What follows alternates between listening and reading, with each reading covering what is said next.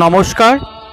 Ramakrishna TV YouTube চ্যানেলের পক্ষ থেকে সকল মা বাবা দাদু দিদা ঠাকুমা ঠাকুর দাদাদের জানাই অনেক অনেক ভালোবাসা, প্রীতি ও আন্তরিক শুভেচ্ছা। সবাই ভালো আছেন, ভালো থাকবেন। আমি আবারও চলে এসেছি শ্রী শ্রী রামকৃষ্ণ মিশনের স্বামী লোকেশ্বরানন্দ মহারাজজির সম্পাদিত শতরূপে সারদা সম্পর্কে আলোচনা করতে। আজকে আমরা আলোচনা করব শতরূপে সারদা থেকে শ্রী শ্রী মা সেবক চেতুষ্টের দৃষ্টিতে চতুর্থ ভাগে পঞ্চম অংশ। শারদানন্দের মাতৃসেবা এত বিচিত্রমুখী যে গভীর মনন ও তীক্ষ্ণ দৃষ্টি ছাড়া তা সাধারণভাবে আলোচ্য হতে পারেই না। তার জীবনে এমন বহু ঘটনা আছে যা একটু অন্তর্দৃষ্টি নিয়ে বিচার করলেই দেখা যাবে যে সেসবের মূলে রয়েছে তার অপরিসীম মাতৃভক্তি। উদাহরণস্বরূপ স্মরণ করা যেতে পারে জয়রামবাটিতে নতুন বাড়ির তথা জগদ্ধাত্রীর নামে কেনা জমি অর্পণনামা রেজিস্ট্রি করার সেই ঘটনাকে। শ্রীমা জয়রামবাটিতে এলে তার ভাইদের সংসারে তাদেরই একজনের ঘরে থাকতেন, কিন্তু অবশ্যম্ভাবী নানা কারণে তার সেখানে ওই পরিবেশে থাকা বড়ই কষ্টদায়ক হয়ে ওঠে। স্বামী শারদানন্দ মায়ের এই অসুবিধা নিরাকরণের জন্য খুব বেশি উদ্বিগ্ন হয়ে পড়েন। অবশেষে শ্রী মায়ের অনুমতি নিয়ে শারদানন্দের অশেষ যত্নে ও শ্রমে পুণ্যপুকুরের পশ্চিম পাড়ে একখণ্ড জমি সংগ্রহ করে সেখানে একখানা ছোট বাড়ি তৈরি করা হলো। সে বাড়ি ইদানিং মায়ের নতুন বাড়ি বলে সবার কাছে পরিচিত। 1916 সালের 15ই মে এই নতুন বাড়িতে শ্রীশ্রীমা আনুষ্ঠানিকভাবে প্রবেশ করেন। নতুন বাড়িতে মায়ের গৃহপ্রবেশের মাস দেড়েক পরে শারদানন্দ জয়রামবাটিতে যান। মায়ের ইচ্ছা ছিল ওই বাড়ির জমি ইত্যাদির জন্য শ্রী শ্রী জগদ্ধাত্রী জয়রামবাটিতে নামে একখানি মায়ের ইচ্ছা ছিল ওই বাড়ির জমি ইত্যাদির জন্য শ্রী শ্রী জগদ্ধাত্রীর নামে একখানি অর্পণনামা প্রস্তুত করিয়ে তা বেলুর মঠে পরিচালনাধীনে প্রদান করা। শরৎ মহারাজ প্রয়োজনীয় সব ব্যবস্থা করলেন। কোতলপুর থেকে সাব রেজিস্ট্রারকে জয়রামবাটিতে আনানো হলো। এই সম্পর্কে স্বামী ঈশানানন্দ লিখেছেন, শরৎ মহারাজ মায়ের বাড়ির বাহিরে উঠানে আসন পাতিয়া তাকিয়া সিগারেট পান পাখা ইত্যাদি লইয়া পূর্ব হইতে অপেক্ষা করিতে লাগিতেন। কিছু পরেই সাব রেজিস্ট্রার সাহেব আসিয়া পালকি হইতে নামিলেন। তিনি জাতিতে মুসলমান, বয়স কম, 27 কি 28 হইবে। শরৎ মহারাজ স্থূলাকায়, বয়স প্রায় 50-এর উপর। রেজিস্ট্রার সাহেব পালকি হইতে নামিলে তিনি তৎক্ষণাৎ নিজের আসন ত্যাগ করিয়া উঠিয়া দাঁড়াইলেন এবং বিশেষ সম্মানের সহিত আসুন আসুন বলিয়া রেজিস্ট্রারকে অভ্যর্থনা জানাইলেন। রেজিস্ট্রার আসন গ্রহণ করিলে মহারাজ বসিলেন এবং নিজেই পাখা লইয়া তাহাকে বাতাস করিতে লাগিলেন। আমাদের মধ্যে একজন মহারাজের হাত হইতে পাখা লইতে 3 ডিবা খুলিয়া রেজিস্ট্রার সাহেবকে সিগারেট ও দেশলাই দিলেন। রেজিস্ট্রার প্রথম বিশেষ কিছু বুঝিতে পারেন নাই। ক্রমশ শরৎ মহারাজের উপর আমাদের সশ্রদ্ধ ভাব দেখিয়া এবং মহারাজের ঐরূপ ভদ্র ব্যবহারে সংকোচ বোধ করিতে লাগিলেন। পরে চা ও পান খাইয়া তিনি রেজিস্ট্রির কাজ আরম্ভ করিলেন। শ্রীশ্রীমা বাড়ির মধ্যে রাধু প্রভৃতিকে সঙ্গে লইয়া বারান্দায় বসিয়া মৃদুস্বরে 2-1টি প্রশ্নের উত্তর দিয়া টিপ সহি দিয়া কার্য সম্পাদন করিলেন।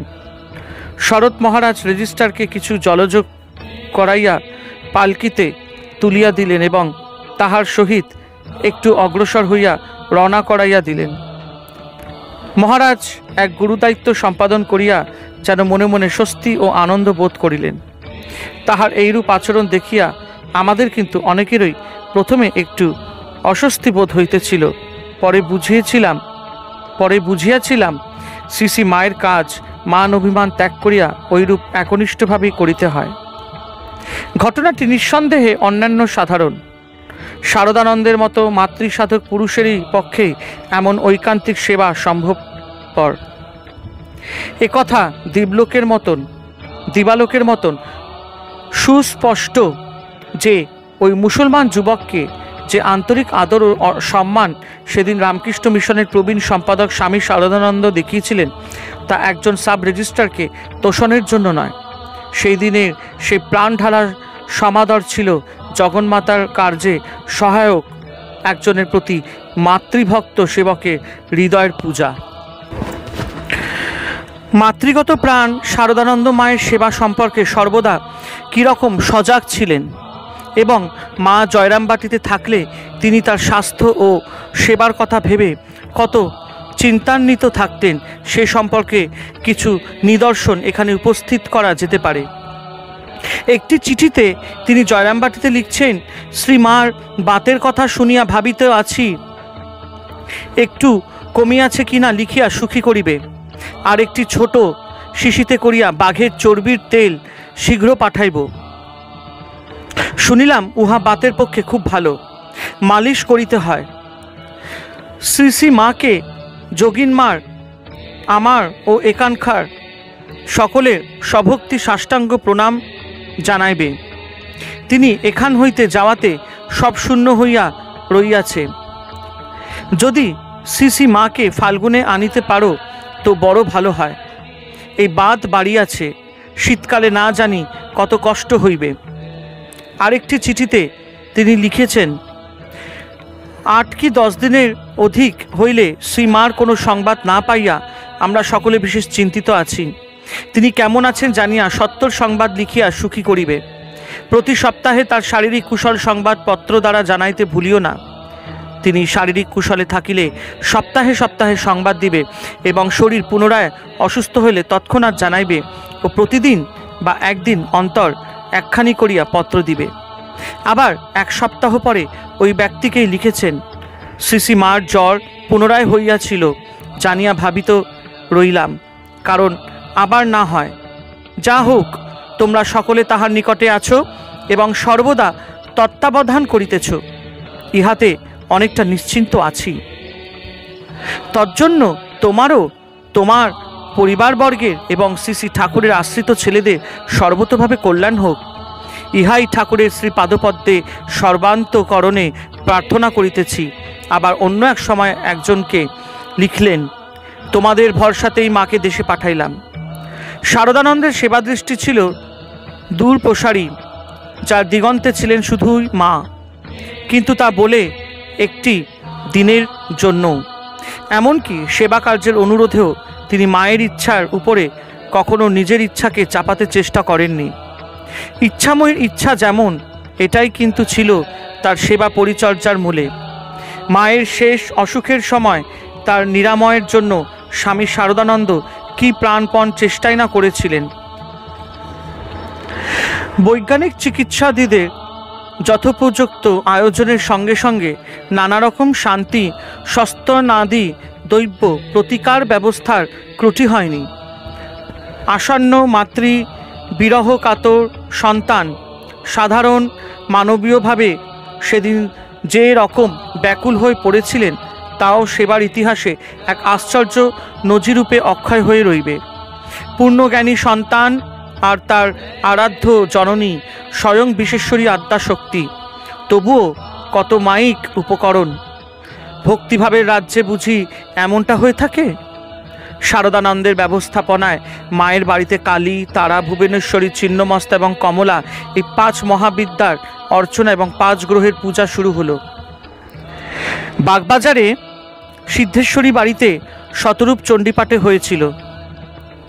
বারাসাতের মহাশ্মশানে বিধিমতো সস্তয়ন ও অনুষ্ঠিত হয়েছিল। কোথাও কোনোরূপ বিঘ্ন ঘটেনি।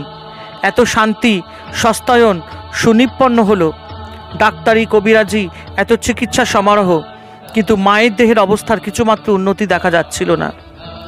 শারদানন্দের তখনকার দিনলিপি থেকে জানা যায় মায়ের জন্য কত রকম চিকিৎসা ও সেবায়োজনই না হয়েছিল। ব্যাধির জ্বালায় ছটফট করতে করতে মা সহসা বলে ওঠেন, আমাকে গঙ্গার তীরে নিয়ে চলো, গঙ্গার ধারে আমি ঠান্ডা হব। মাতৃ আজ্ঞা পালন করতে সন্তান তখনই প্রস্তুত।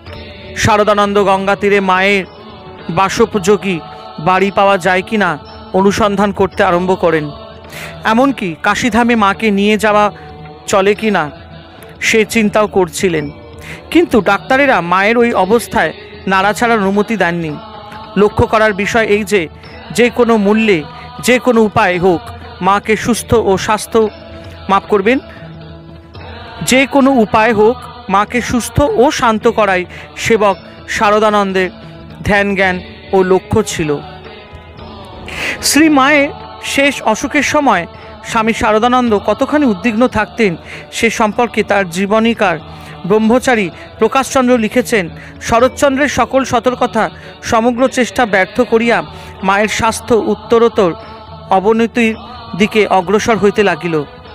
শরৎচন্দ্র বুঝেছিলেন শ্রী শ্রী ঠাকুরের আহ্বান অনুভব করিয়া মা একবার শরীরত্যাগে কৃতসংকল্প হইয়াছেন, সংসারে তাহার লীলার অবসান হইয়াছে, এখন কেবল ভক্তিদিগকে শেষ সেবার সুযোগ দান মাত্র বাকি। অন্তরে ঝড় বহিতেছে, কিন্তু বাহিরে শরৎচন্দ্র স্থির অস্থির। মিশন সম্পর্কীয় সকল কার্যেরই ব্যবস্থা বিধান সমভাবে চলিতেছে, তাহাতে কোথাও ভুলভ্রান্তি নাই, অবসাদ নাই, কিন্তু তাহার অন্তর মায়ের জন্য নিরন্তর ব্যাকুল। শ্রীরামকৃষ্ণ বলিতেন কচ্ছপ নদীতে চড়ে, কিন্তু তার মন পড়ে থাকে আড়াতে, যেখানে তার ডিমগুলি আছে। আবার বলিতেন ওদেশে ছুতোরদের মেয়েরাও চিরে কোটে ঢেকির পাট পড়ছে, এক হাতে ধান ঠেলে দিচ্ছে, কারা ধান তুলে নিচ্ছে আর এক হাতে ছেলেকে কোলে করে মাই দিচ্ছে, আবার মুখে খদ্দেরের সঙ্গে হিসেবও করছে। কিন্তু তার 15 আনা মন পড়ে রয়েছে ঢেকির পাটের ওপর, পাছে হাতে পড়ে যায়। ইহাই প্রকৃত অভ্যাস যোগ। শরৎচন্দ্রের অন্তরের আকুল ক্রন্দন, মা মা মা, আহরাত্রি মা, কিন্তু বাহিরে সেই হাসি মুখ, কথায় সেই উৎসাহ ভরা বুক, সেবায় পাছে কোনো ভুল চুক হয়, অনুক্ষণ তার উপর সতর্ক দৃষ্টি। স্বামী শারদানন্দের সকল চেষ্টা ব্যর্থ করে সিসিমা 1327 সালের 4 শ্রাবণ রাত্রি 1:30 লোকলীলা সংবরণ করলেন। উপরোক্ত জীবনীকার দুটি ছোট বাক্যের মধ্যে স্বামী শারদানন্দের হৃদয়ের নিদারুণ শূন্যতাকে মর্মস্পর্শী ভাষায় এইভাবে ফুটিয়ে তুলেছেন। পরদিন বেলুর মঠের প্রাঙ্গণে মায়ের চিতা জ্বলিল এবং নিবিল, কিন্তু মাতৃমন্ত্রের সিদ্ধ সাধক শরৎচন্দ্রের হৃদয় জীবনে তাহা আর নির্বাপিত হইল না। শুধু দিনলিপিতে তার দুর্বহাগ শোক ও ভক্তির সাক্ষ্য হয়ে রইল এই কয়েকটি কথা: July 20, Tuesday, Holy Mother in peace and glory of Mahasamadhi at 1:30 AM night.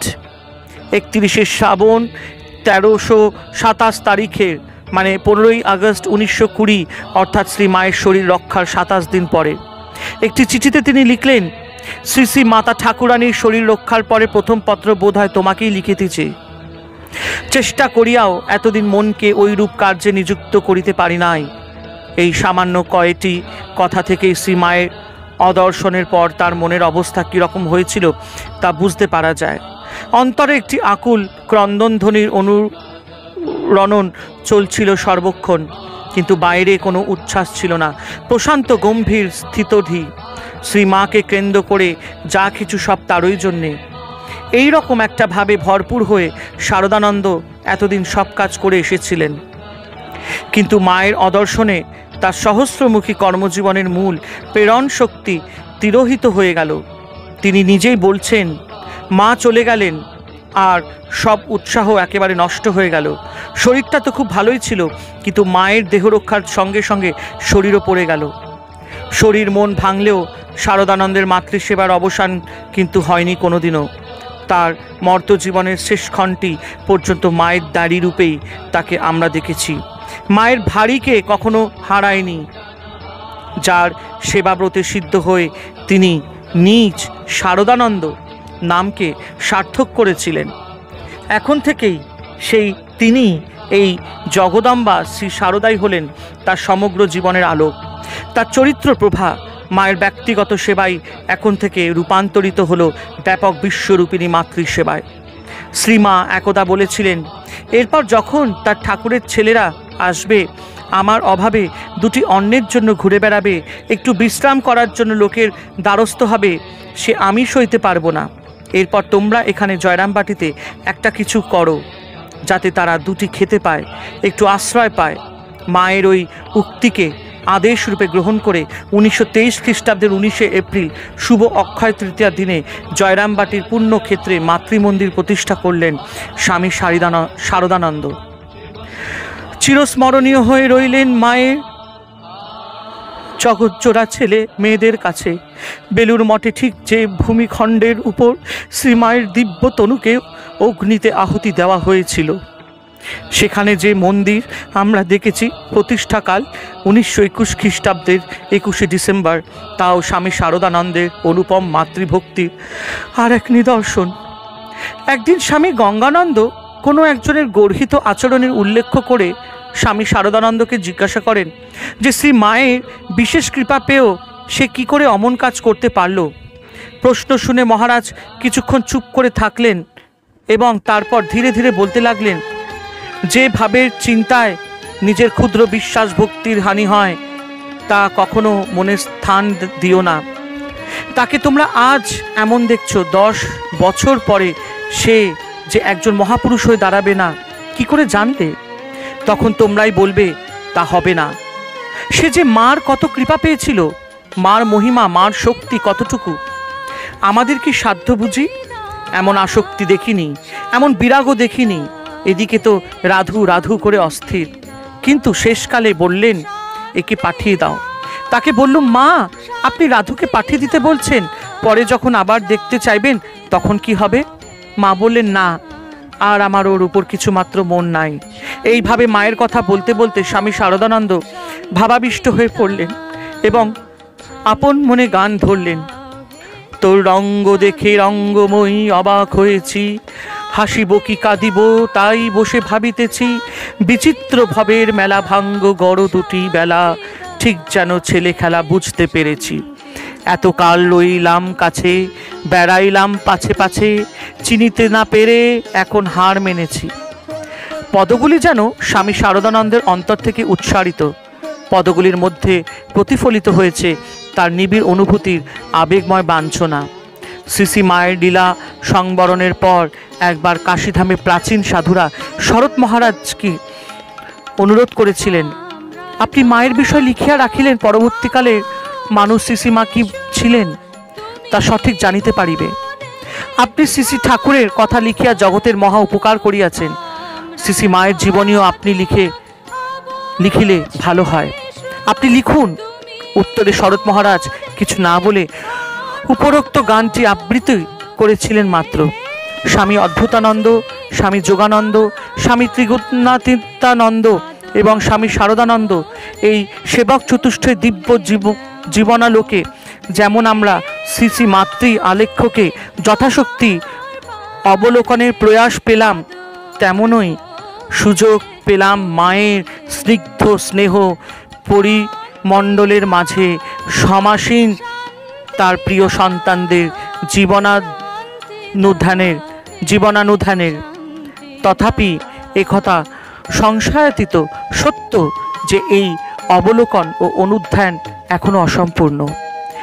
এক ধদিক আরও সত্য যে আমাদের এই অসম্পূর্ণতাই পরম গৌরব। মাকে শুধু তাই বলি, অনন্ত হয়েছ, ভালোই করেছ, থাক চিরদিন অনন্ত অপার।